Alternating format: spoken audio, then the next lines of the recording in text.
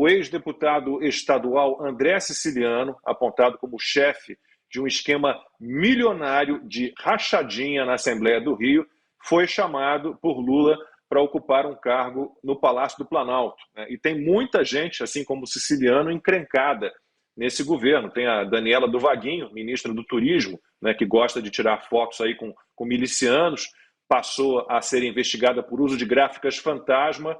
Tem o Juscelino Filho, das Comunicações, ministro das Comunicações, acusado de ter usado uma verba, ter usado verba das emendas relator, agora era orçamento secreto, agora emendas relator, para asfaltar uma estrada que dá acesso, que acaba levando a fazendas das famílias dele.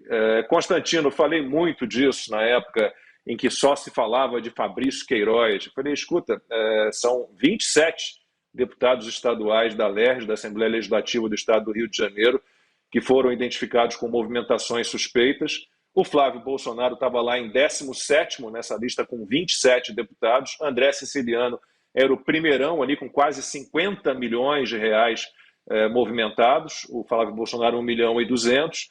Mas o foco foi todo em cima do Flávio Bolsonaro, como se os outros 27 deputados não tivessem nenhuma suspeita sobre eles e os 75 assessores. E o André Siciliano é essa figura, que aparece, foi identificada ali a movimentação, várias movimentações identificadas suspeitas, e ninguém falava dele. E agora, indicado para um cargo no governo, continuam não falando dele. É a indignação seletiva, né, Lacombe? Eu até lembro de um episódio do programa que eu participava na Jovem Pan, que tinha uma colega minha de bancada que parecia tão obcecada com a rachadinha, a suposta rachadinha do filho do presidente, que ela falava disso todo dia. Teve um dia que eu virei para ela e falei assim, você lembra o nome do primeiro da lista do COAF, que movimentou mais de 50 milhões e é do PT, contra 1,2 milhão, que foi pego de movimentação suspeita do Flávio? E ela não sabia o nome, não lembrava o nome do André Siciliano, uma grande jornalista renomada, Então é impressionante a indignação seletiva. Eu acho que esse caso, e olha, a quantidade de gente encalacrada com a justiça, com problemas, suspeitas, denúncias, ou até comprovação de desvio, de malfeito, de corrupção neste governo é evidente, é enorme a quantidade. Então, o que chama atenção aqui, Lacombe, é aquilo que a gente vem falando há muito tempo. Para essa turma da esquerda, nunca importa o que é dito ou o que é feito, apenas quem diz ou quem faz. Se vem uma denúncia de agressão contra uma mulher, mas é de um coleguinha do PSOL, eles passam pano. Se é uma grosseria contra mulheres, mas é o próprio Lula, não há movimento feminista que fique indignado. Então, nunca foi sobre princípios. É sempre sobre quem se ajuda ou não a avançar na causa de poder da esquerda.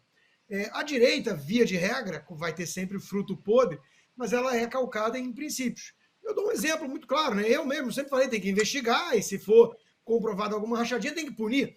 O nosso convidado de hoje, o jovem deputado Nicolas Ferreira, tem despontado como uma voz muito importante aí do conservadorismo, um menino que batalhou, veio de baixo, tem os valores, a bússola moral, parece que aponta para o norte certo e tudo. Ele mesmo já deu várias declarações, Nicolas, de que podem ficar tranquilo que ele não é um MBL da vida, que ele é ponta firme, não é um traidor, não é um oportunista frouxo. Agora, se um dia ele escorregar, pisar numa casca de banana, surgir alguma coisa, eu vou estar cobrando investigação, averiguação e eventualmente punição. É assim que funciona. A turma da direita segue princípios. A turma da esquerda olha para quem falou ou disse e, dependendo de quem foi, eles ou blindam ou demonizam. É a indignação seletiva. Nicolas, e aí? Qual é o governo da rachadinha, afinal? É muito engraçado quando, além de ser a indignação seletiva, que todo mundo sabe o tratamento diferente, que a mídia dá, obviamente, para os escândalos reais que haja no governo Lula. E é engraçado que quando a gente fala sobre quantidade de pessoas envolvidas respondendo à justiça em ministérios do Lula, quando até mesmo comprovadamente a sua ministra do Turismo foi apoiada por um miliciano do Rio de Janeiro, os fatos já de fato não importam mais para a mídia. O que importa de fato é aquilo que é dito, é a narrativa. E quando a gente fala a respeito disso, parece que já tem 2 anos de governo Lula, 3 anos de governo Lula, mas não. Há somente 2 meses, né, quase aí, de governo Lula. E já tem tudo isso acontecendo. Então, esse governo ele está fazendo, de fato, aquilo que ele prometeu. Não é nenhuma novidade para quem já viu o histórico passado do PT, horas. Mas o que aconteceu foi que saiu, inclusive, uma pesquisa recente mostrando que os jovens, né, que principalmente os que votam na esquerda, que votam no PT, eles desconhecem os escândalos de corrupção do PT. Então, se você fala em mensalão, se você fala em compra de parlamentares através ali do mensalão, as pessoas não vão saber o que é isso, os jovens não sabem. E acredito que muito disso também aí se dá por conta da condição, da dominação que a esquerda tem, tanto sobre a produção cultural, que é as universidades, quanto também da produção do presente, né, que são aí as mídias. Então, de fato, a gente está vendo nada diferente do que o PT.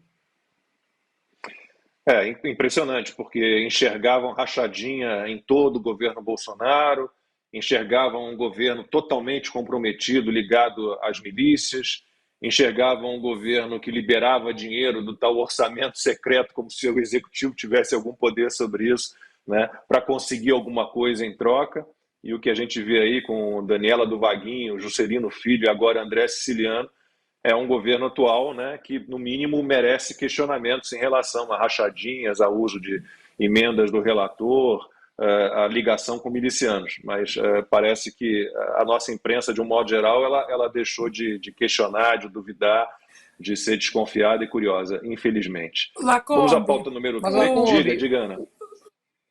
não, só o Nicolas mencionou os jovens, né? Que os jovens talvez não conheçam, né, o passado nefasto do PT.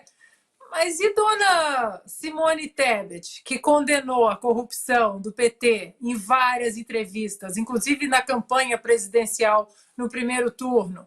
A Marina Silva, a ministra do Meio Ambiente, e tantos outros nesse governo que sempre condenaram nos últimos tempos a corrupção do PT na Petrobras, no Mensalão, e agora estão aí sentadinhos no sofá, no escurinho do cinema com o PT. É um horror isso, né? A gente não pode deixar de repetir os nomes dessas pessoas, né? O pior é o Geraldo Alckmin, né? O vice-presidente, que disse que o ladrão queria voltar à cena do crime. mas o Nicolas. importante é que o amor venceu. E isso que é importante. Não importa se há escândalos de corrupção, não importa se tem pessoas que compõem o governo, que até pouco tempo dizia que o Lula quer voltar à cena do crime, agora é vice do próprio Lula. E é impressionante que muitos ainda não compreendem o que de fato é a esquerda. E eu sei que é necessário a gente expor essa hipocrisia, porque tem muitas pessoas que ainda possam cair nessa balela. Mas é bom deixar bem claro que a esquerda ela não é um movimento ideológico, ela é um movimento geopolítico. Por isso que você vê que muitas das vezes eles são incoerentes teoricamente. No governo, por exemplo, do Lula, os bancos lucraram absurdamente. Você vê que agora ele quer fazer algumas, né, privatizações, como por exemplo no Porto de Santos, que vai contrário ao ideal socialista. Mas por quê isso? Porque a esquerda, principalmente a brasileira, ela tem um papel geopolítico que é financiar os outros países na América Latina. Então, inclusive o Lula, em 86, ele deu uma entrevista deixando bem claro, olha, eu não sei qual socialismo nós queremos para o Brasil, não vai ser um alá soviético, não vai ser um alá cubano, vai ser um alá brasileiro, porque não importa, porque se a gente entrar de acordo com alguma ideologia, a gente vai ficar amarrado nela, e a gente não vai poder conversar com os Faria Limers, nós não vamos poder conversar com outros setores, porque senão a gente vai entrar em contradição. Então, o Lula faz isso com uma maestria muito grande. Ele se adequa ao copo, né? Ele é a água ou a cachaça, né? Que se adequa ali ao copo para poder, no fim das contas, simplesmente continuar o poder dele e continuar financiando principalmente ditaduras na América Latina. Com o nosso dinheiro.